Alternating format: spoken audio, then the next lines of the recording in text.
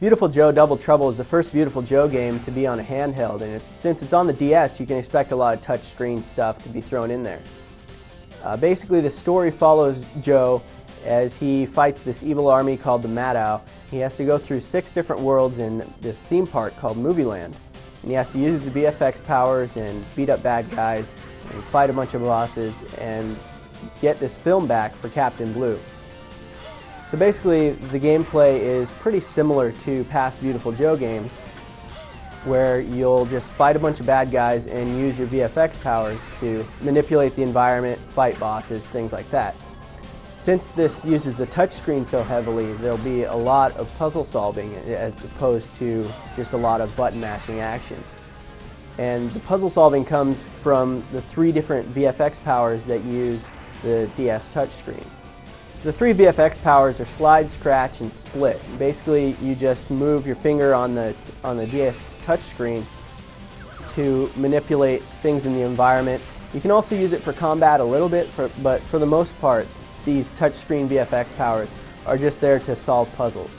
You can kind of rearrange the environment to get past a certain area, or you can zoom in and flip a switch, things like that. The VFX powers are fairly well implemented here, and you'll use them quite a bit, but at the same time the DS touchscreen is a little bit imprecise and there's no tactile feedback, so it can be a little bit awkward at first to get the hang of it. Plus there's multiple different motions that you can make with your finger, so if you make one you might accidentally activate the wrong VFX power if you aren't completely precise. The combat is still what you'd expect from Viewtiful Joe, but there's only one real VFX power that's specifically designed for combat, and that's the slow motion power. You still have that. You can just hold L and you go into slow motion. You can punch a guy into the air, jump up, kick him, basically until just beat the crap out of your enemies in all kinds of stylish and cool ways. And you can still do the thing where you slow down time and punch a bullet or a missile back at an enemy. That's still in here.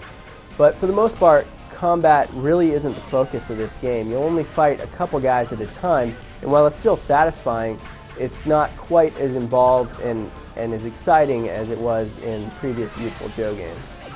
The only problem is that the stages can get a little bit tedious towards the end, because you pretty much fall into a pattern of go into a stage, fight a couple bad guys, solve a puzzle, move on to the next stage, fight a couple bad guys, solve a puzzle.